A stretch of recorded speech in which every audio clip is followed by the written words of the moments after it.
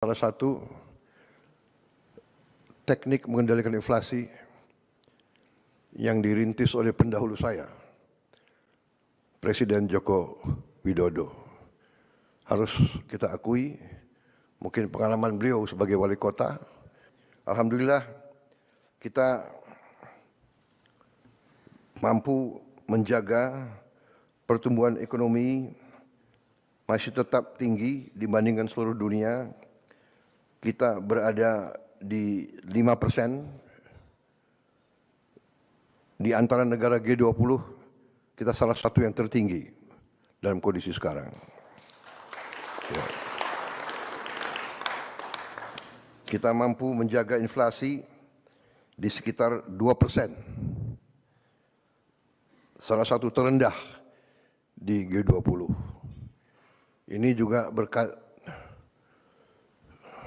hasil kerja keras kita semua. Kita punya teknik-teknik memantau dan mengendalikan inflasi, saya kira yang kurang diajarkan di fakultas-fakultas ekonomi dunia. Dan ini saya harus katakan salah satu teknik mengendalikan inflasi yang dirintis oleh pendahulu saya, Presiden Joko Widodo. Harus kita akui, mungkin pengalaman beliau sebagai wali kota, sehingga beliau dengan teliti bisa menemukan bagaimana memantau dan mengendalikan inflasi. Ini jangan dianggap remeh. Banyak negara yang hebat pertumbuhannya, inflasinya sangat luar biasa. Industrinya bagus, inflasinya sangat tinggi. Argentina saya kira yang begitu optimis 1-2 tahun yang lalu, kondisinya sekarang juga tidak bagus. Dan banyak negara yang inflasi masih sulit untuk dikendalikan. Defisit APBN kita di bawah batas 3% dari PDB. Juga salah satu terendah di antara G20. Mungkin terendah di dunia. Indeks harga saham gabungan telah tembus 8.000. Tertinggi sepanjang sejarah Republik kita. Ini juga di luar dugaan.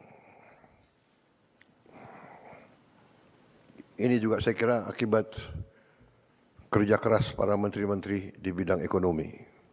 Ya. Selalu kita ditakut-takuti bahwa indeks harga saham gabungan itu mencerminkan kepercayaan investor, kepercayaan pasar kepada kita. Ternyata kita telah mencapai tingkat yang tertinggi. Walaupun saya selalu ingatkan, kita jangan terlalu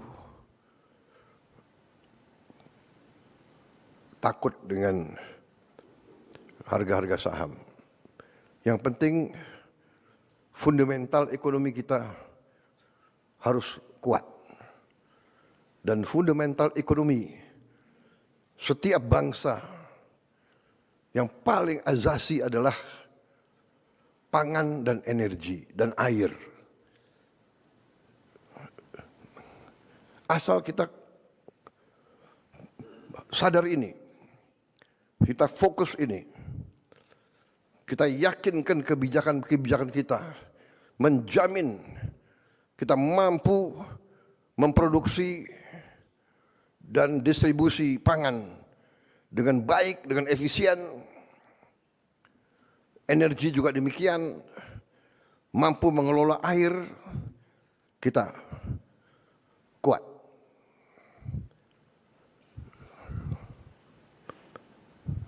Mata uang, harga saham bisa fluktuasi,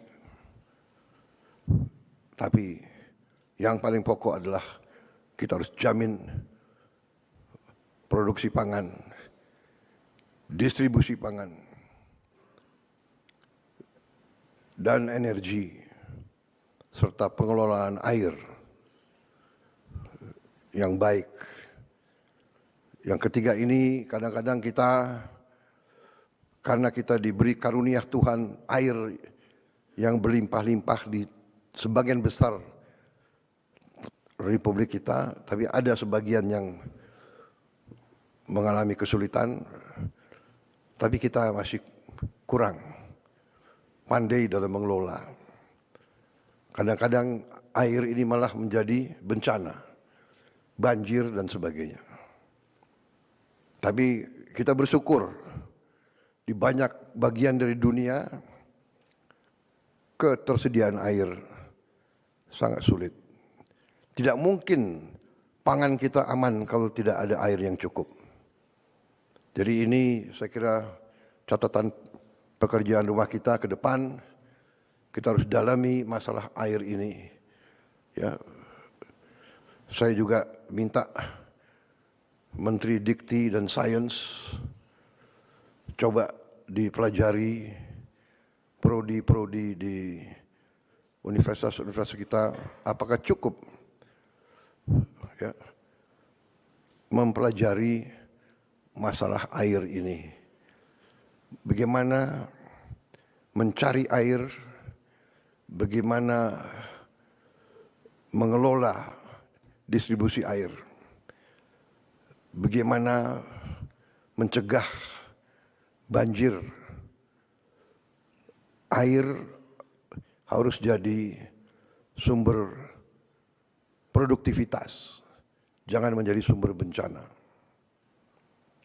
Saya kira sudah ratusan tahun, ribuan tahun kita pasti tahu daerah-daerah kerendahan pasti banjir kalau musim hujan, apalagi hujan yang tiba-tiba begitu padat karena program atau karena kondisi perubahan iklim. Karena itu kita harus antisipasi. Kalau tidak salah bidang air ini masih sedikit yang dipelajari di fakultas-fakultas kita.